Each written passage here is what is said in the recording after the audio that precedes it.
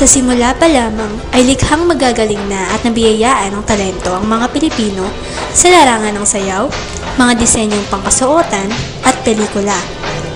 Nakita na ito ng buong mundo at hindi may pagkakaila na madaming mga Pilipino na ang nakitaan ng kanilang mga kakayahan at ginawaran ng karampatang parangal para sa mga kontribusyong kanilang nagawa.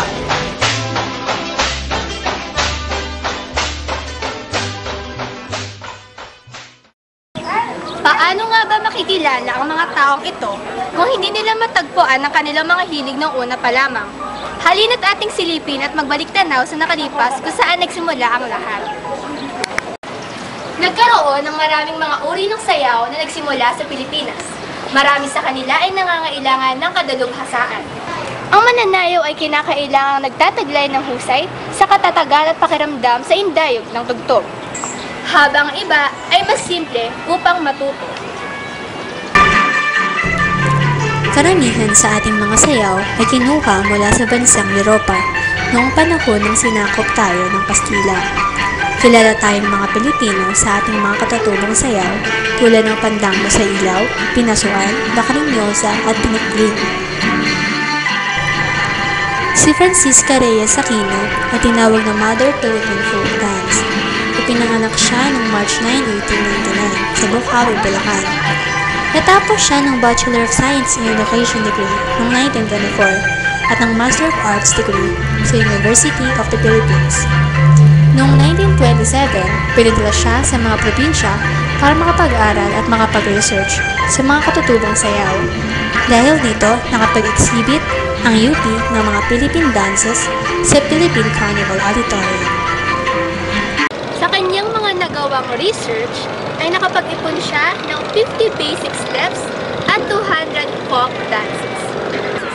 Si Aquino din ang nagbuo ng Philippine Dance Society, isang non-profit organization, at naging konsultant ng Bayanihan Dance Company.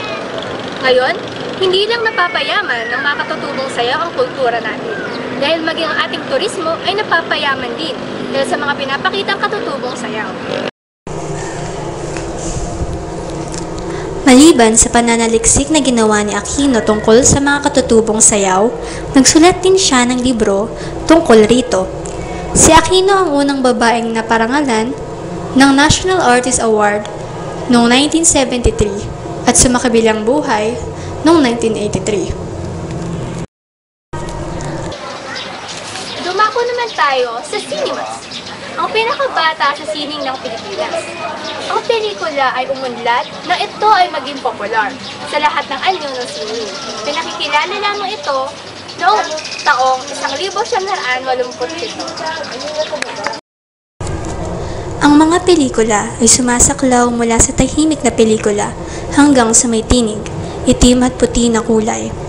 Isinangtabi nila ang kanilang mga ninuno upang magkaroon ng pampublikong pagtanggap mula sa isang dulo ng bansa sa iba pa. Ang mga manonood ay dumating mula sa lahat ng estado ng buhay.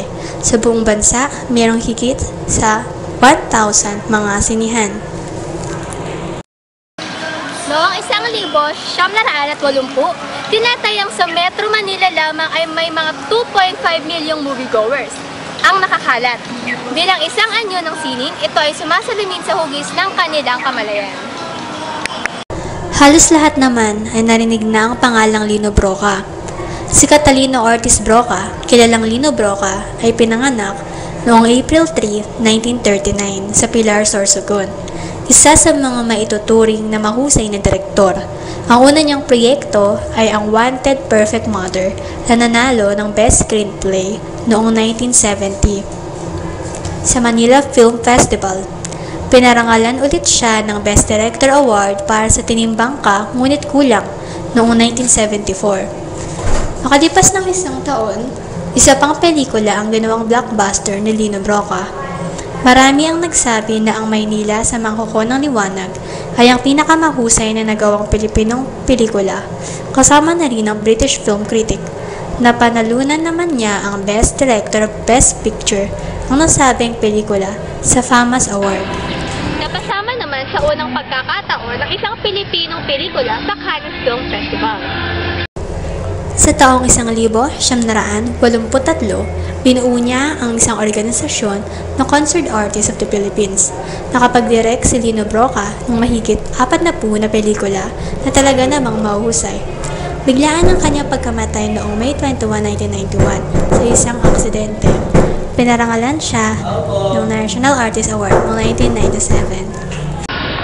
Nakilala na natin ang mga ilang national artists sa dance at cinema.